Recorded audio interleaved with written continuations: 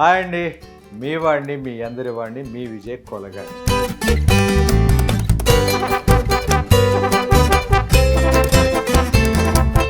అందువల్ల ఈరోజు మీకు పప్పు మామిడికాయ ఎలా వండుతారో చూపిస్తాను. కంపల్సరీ ఇంగువ లేకుండా ఏ వంట ఉండదు. తెలియని వాళ్ళు నేర్చుకుంటున్నారు కాబట్టి ఇంకా అంతెందుకు మామిడికి అసలు కాఫీ పెట్టడం కూడా రాదు కొత్తలో. స్మెల్ కూడా చెట్టు నుంచి కోసింది మంచి స్మెల్ వస్తుంటుంది.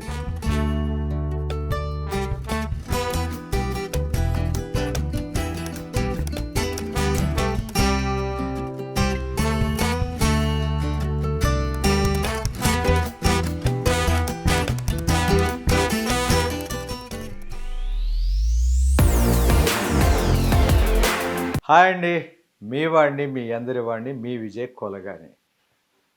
ముఖ్యంగా ఈ రోజున వెజిటేరియన్స్కి ఒక మంచి రెసిపీ చేయబోతున్నా.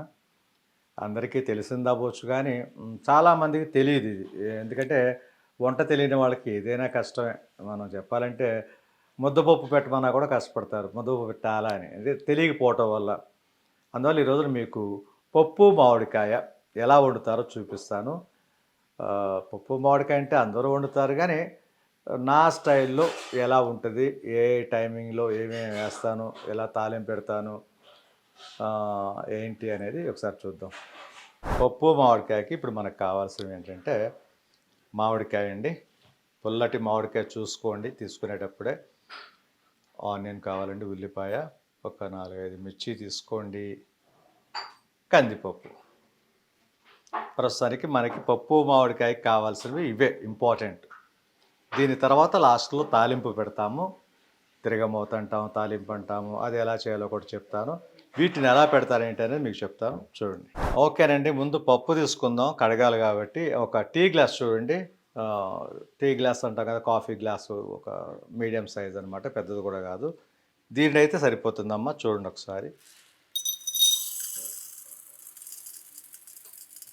యా, దీనికి సరిపడా ఒక గ్లాసు తీసుకున్నాం.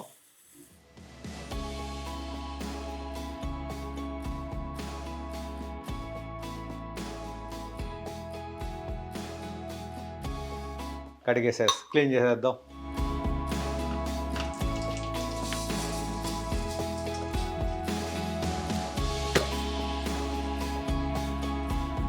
ఎప్పుడు చెప్తుంటాను, క్లీనింగ్ అనేది వెరీ వెరీ ఇంపార్టెంట్ అమ్మా, ఎప్పుడు చెప్పేదే.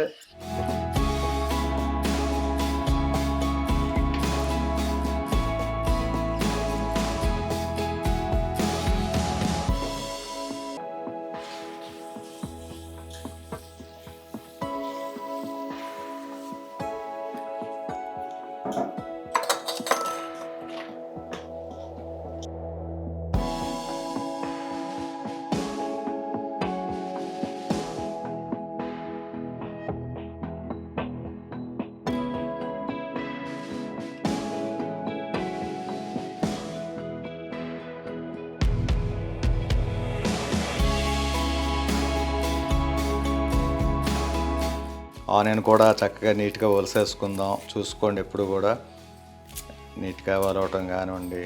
సరే ఓకేనండి, కడుక్కుందాం. కట్ చేయడం అయిపోయింది నీట్గా.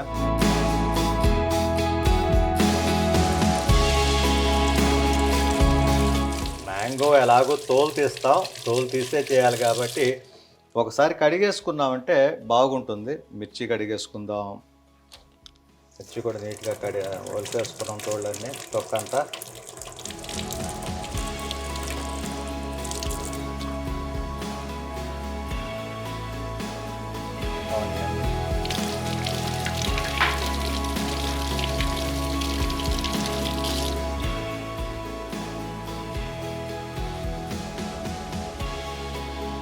ఓకే అండి, ఆనియన్ కటింగ్. క్లీనింగ్ అంటారా, నేనే చేసుకుంటాను కానీ కటింగ్ అంటే మాత్రం తన్నే పిలుస్తాను. ఆనియన్ వచ్చి మీరు చిన్నగా కట్ చేసుకోవచ్చమ్మా, లేదా బారుగా కట్ చేసుకున్నా కూడా, బారు స్లైస్గా కట్ చేసుకున్నా కూడా ఏం కాదు, తప్పే లేదు పప్పుకి. ఎందుకంటే ఉడికిపోద్ది కాబట్టి ఏ విధంగానే కట్ చేసుకోవచ్చు దీనికి. ఓకేనండి, ఆనియన్ కూడా కటింగ్ అయిపోయింది. ఇప్పుడు మిర్చి వచ్చి మాత్రం బారుగా కట్ చేసుకోండి. చిన్న చిన్న ముక్కలైతే మాత్రం వద్దు. చక్కగా పప్పులో మిర్చి ఎలాగో మెత్తబడిపోద్ది. దాన్ని మెదిపేస్తాము మెత్తబడటానికి.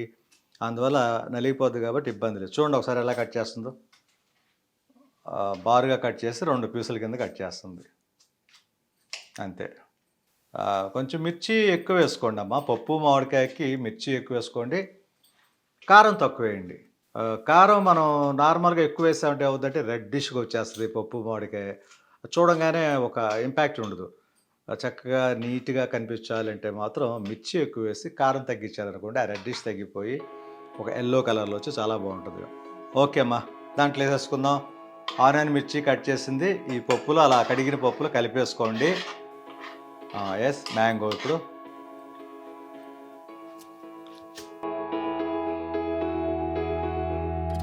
చూసారు కదా, ముక్కలు ఏ సైజు కట్ చేస్తున్నారో కరెక్ట్గా ఆ సైజు కట్ చేసుకొని నీట్గా ఉడికిపోతుంది.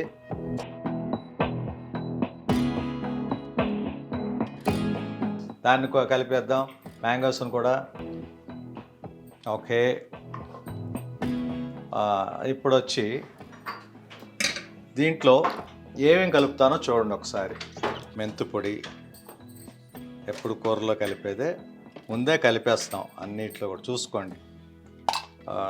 ఆనియన్, మిర్చి, మెంతు పొడి, జీలకర్ర పొడి,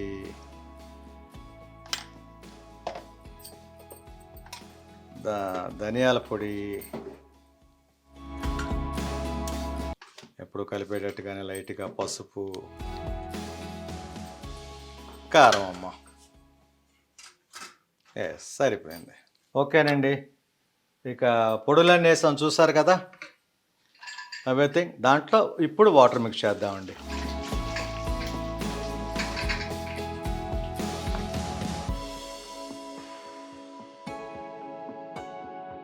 అలాగా ఇంకొంచెం కలపవచ్చు వాటరు, ఎందుకంటే పప్పు ఉడకాలి కాబట్టి బాగా.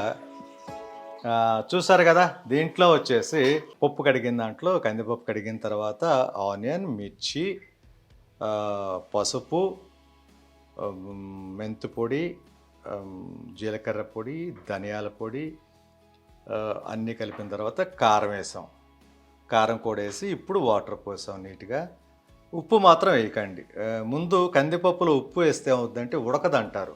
ఉప్పు ఎప్పుడైతే సాల్ట్ కలుపుతామో పప్పు త్వరగా ఉడకదు, సరిగ్గా ఉడకదు అంటారు, పొలుగ్గా ఉంటుంది అంటారు. కాబట్టి ఉప్పు లాస్ట్లో కలుపుకుందాం ఉడికిన తర్వాత. ప్రస్తుతానికైతే అన్నీ మిక్స్ చేసి ఇది ఇలా పొయ్యి మీద పెట్టుకోండి, స్టవ్ మీద. ఇదే పద్ధతి. దీనికి మూత పెట్టేసుకుందాం చక్కగా. పెట్టేసాం. స్టవ్ వెలిగించుకుందాం. స్టవ్ వెలిగించాం. అంతే. చూసారు కదా, పప్పు మామిడికాయకి ఏమేం కలిపామో చూసారు. మ్యాంగో కూడా కట్ చేసి కలపడం జరిగింది.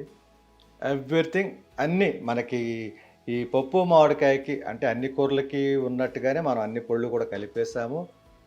చక్కగా ఇలా కలిపి ఒకసారిగా పెట్టేసుకోండి. ఇది ఎప్పుడైతే ఉడికి చక్కగా ఒక 5 విజిల్స్ అనుకోండి, 5 విజిల్స్కి పప్పు అంతా నీట్గా ఉడికిపోతుంది. అది దించిన తర్వాత సాల్ట్ కలుపుకొని మనం చక్కగా మెదిపేసుకుని మెత్తగా తాలింపు పెట్టుకోవాలి. Simple thing. ప్రతిదీ గమనించే ఉంటారనుకుంటున్నా, తెలియని వాళ్ళకి చెప్తున్నాను. ఎందుకంటే చాలామందికి తెలియదమ్మా. ఇందాక చెప్పినట్టుగా నేను తెలిసిన వాళ్ళకైతే ఈజీగా అనిపిస్తుంది.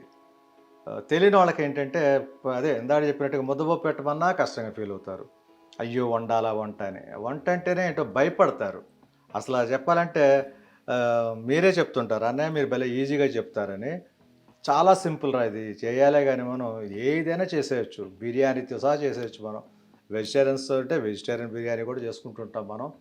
ఒకసారి చేసి చూపిస్తాను వెజిటేబుల్ బిర్యానీ ఎలాగనేది. సింపుల్ థింగ్ అనమాట. వంట తెలియకపోతే ప్రతిదీ కష్టమే, తెలిస్తే మాత్రం ఏదైనా ఈజీ. అందువల్ల ఏంటంటే సింపుల్గా చూస్తారు కదా, అన్నీ మిక్స్ చేసుకున్నాం, పెట్టేసాం. లాస్ట్లో దించేస్తాం, మెదిపేసుకుంటాం, చక్కగా సాల్ట్ వేసుకుంటాం, కలుపుకుంటాం, తాలింపు పెట్టేస్తాం. తాలింపు అనేది తెలియని వాళ్ళు ఎవరుంటో చెప్పండి. తెలియకపోయినా కూడా నేను చేసి చూపిస్తాను, చూసి నేర్చుకోండి. తెలియని వాళ్ళు ఎవరైనా ఉంటే, ముఖ్యంగా తెలియని వాళ్ళకే చెప్తున్నా, తెలిసిన వాళ్ళకి కాదమ్మా, తెలియని వాళ్ళు నేర్చుకుంటున్నారు కాబట్టి. ఇంకా అంతెందుకు, మా ఆవిడకి అసలు కాఫీ పెట్టడం కూడా రాదు కొత్తలో. చాలాసార్లు చెప్పాను మీకు. కాఫీ పెట్టడం కూడా నేనే దగ్గరుండి, అమ్మ దగ్గరుండి ఇలా చెయ్యి, అలా చేయని నేర్పించాం తప్ప తర్వాత అన్నీ నేర్చుకుంది. అందువల్ల ఏంటంటే ప్రతిదీ తెలియని వాళ్ళైతే మాత్రం ఇంపార్టెంట్గా చూడండి, క్లియర్గా. సింపుల్ థింగ్ ఏమన్నా ఉందా చూడండి, చక్కగా అన్నీ మిక్స్ చేశాను, స్టవ్ మీద పెట్టేశాను, అంతే. రెడీ అయిపోతే చూద్దాం. విజిల్స్ రాగానే ఓపెన్ చేద్దాం.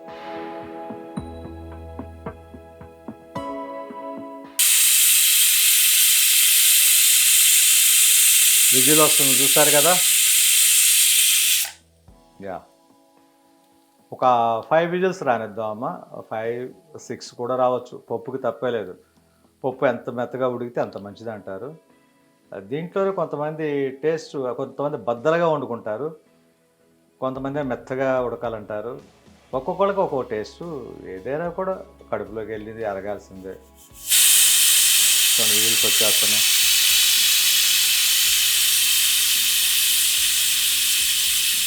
సింపుల్ అమ్మ మెథడ్, చూసారు కదా, ఈజీగా పెట్టడం. విజిల్స్ రావడం సరిపోయింది. ఇంకొక 3 విజిల్స్ రాగానే దించేద్దాం.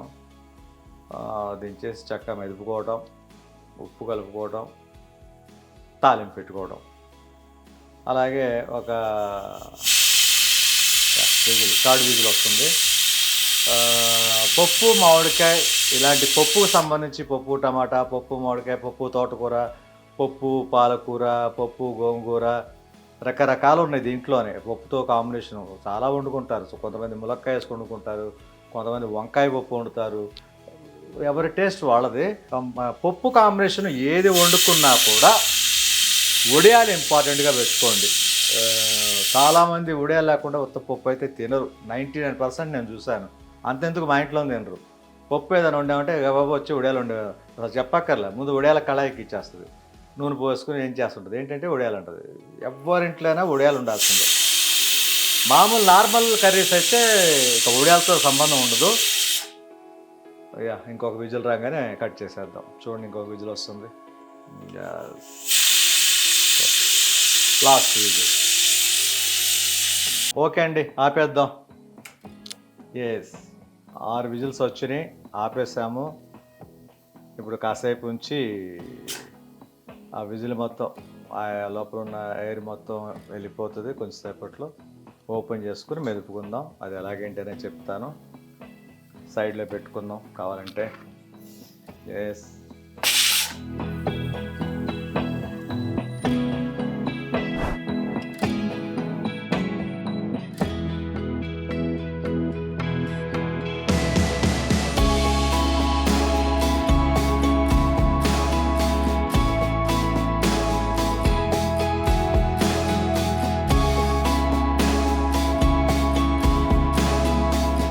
చూసారు కదండి, కరేపాకు చెట్టు మాది ఉంది కదా, తను వెళ్ళి కోసుకురావడం జరిగింది. ఎప్పటికప్పుడు కొంచెంలో ఉన్న దాంట్లో మనకి ఫ్రెష్గా స్పెషల్గా ఉంటుంది కాబట్టి స్మెల్ కూడా చెట్టు నుంచి కోసింది మంచి స్మెల్ వస్తుంటుంది.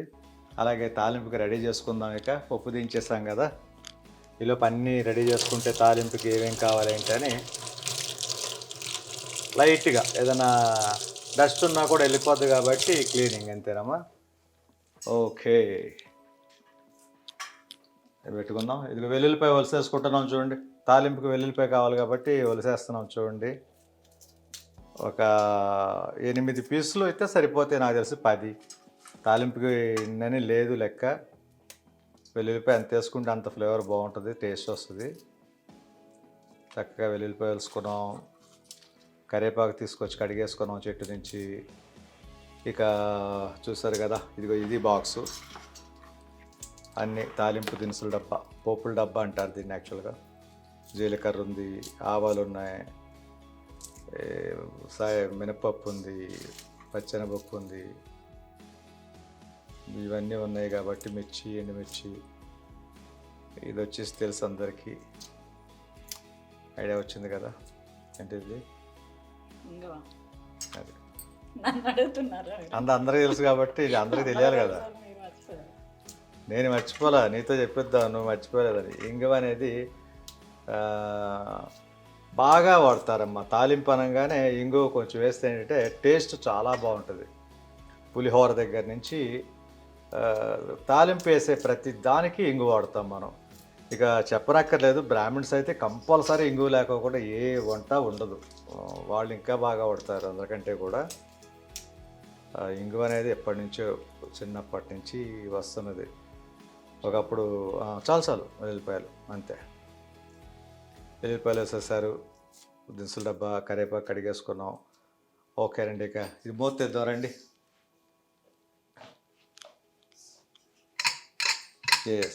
ఎయిర్ మొత్తం వెళ్ళిపోయింది. అది చూసారు కదా, నీట్గా చక్కగా మగ్గిపోయింది. దీన్ని అందరికీ తెలిసిందే, పప్పు కూరతోటి మెదుపుతారు చిన్నప్పుడుది ఇది. అది ఇక పారంపర్యంగా మాకు కూడా ఏంటో ఇది పెట్టందే పప్పులో అసలు ఈ పప్పు మెదిపినట్టే ఉండదు. మెదపడానికి చాలా వచ్చేసినాయి ఈ మధ్యకాలంలో. ఏదేమైనా కూడా లైట్గా సాల్ట్ కలుపుకుందాం. ఇప్పుడు సాల్ట్ కలుపుదాం అమ్మ, ఎందుకంటే ఇందాక నుంచి చక్కగా చేస్తాం కాబట్టి ఇప్పుడు సాల్ట్ కలిపేసుకోండి. చూసుకోండి ఎంత సాల్ట్ పడుతుంది ఏంటి అనేది. పప్పు చక్కగా మెత్తగా ఉడికిపోయి ఉంటుంది. ఓకేనండి, మెదిపేసుకుందాం చక్కగా. ఎస్,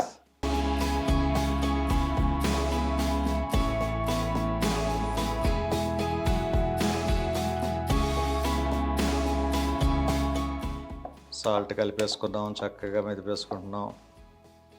ఈ వేడికి సాల్ట్ కూడా చక్కగా కరిగిపోతుంది. చూసారు కదా, పప్పు మామిడికాయ.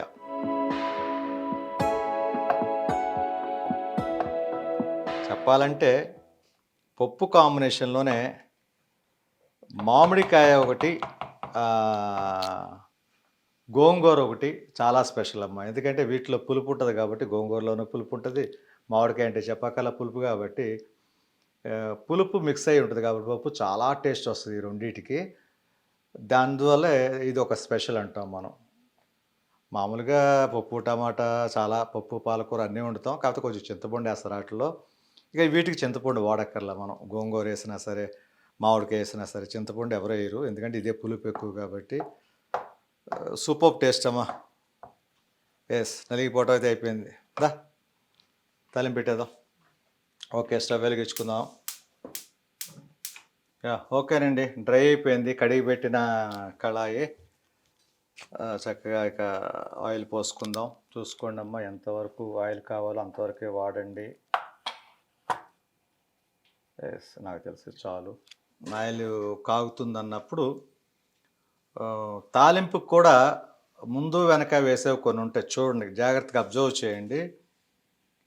తాలింపు చాలామంది అన్నీ కలిపి ఒకసారి వేసేసి యాగంగానే తీసి కలిపేస్తుంటారు. దానికంటే కూడా అసలు ఏది ముందేయాలి, ఏది వెనకేయాలి, ఏది ఈక్వల్గా వేయాలి, అప్పుడు అన్నీ కలిసి ఎలా ఎగుతాయి అనేది చెప్తాను మీకు. ఓకేనండి, ఆయిల్ కాగింది.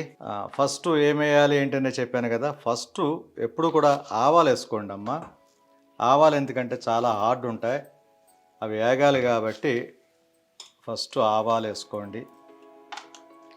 దాని తర్వాత ఎండుమిరపకాయలు వేసుకోండి అమ్మ. అవి కూడా చక్కగా ఏగితే, ఫ్రై అయితేనే చాలా టేస్ట్ ఉంటుంది.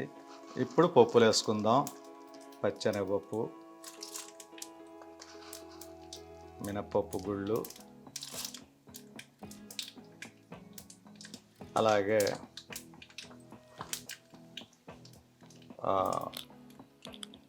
వెల్లుల్లిపాయ వేసేసుకుందామా. కొంచెం టైం గ్యాప్ తీసుకుని వెల్లుల్లిపాయతో పాటు జీలకర్ర వేసుకోవాలి, గుర్తుంచుకోండి.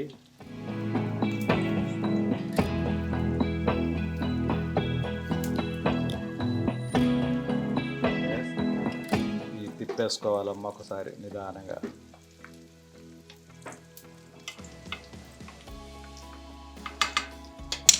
వెంటనే ఇదిగో కరివేపాకు, తెచ్చిన కరివేపాకు చక్కగా దూకోండి.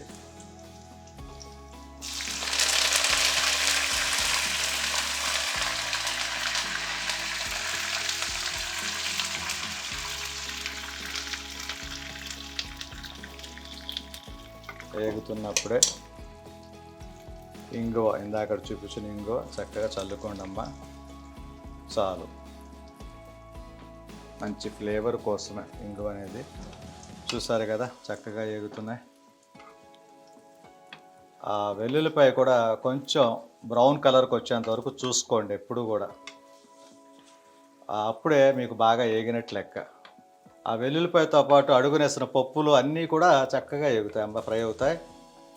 ఎస్, నీట్గా ఫ్రై అవుతున్నాయి. ఎస్,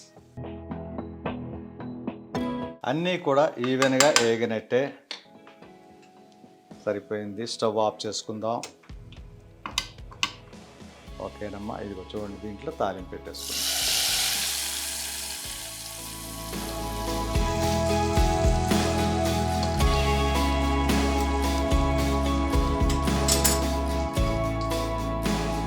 చూసారు కదండి, పప్పు మామిడికాయ అయితే వండటం అయిపోయింది. ఇప్పుడే జస్ట్ బ్రేక్ఫాస్ట్ చేసాము. ఒక ఎట్లేదన్నా ఒక 1 అవర్ టైం పడుతుంది మాకు భోజనం చేయడానికి. ఎనీవేనమ్మా, మీకు ఒక మంచి రెసిపీ అయితే ఇచ్చాను. చూసి హ్యాపీగా అందరూ ఇంట్లో చేసుకుంటారని కోరుకుంటున్నాను. థ్యాంక్ యూ అమ్మా, thank you all, bye bye.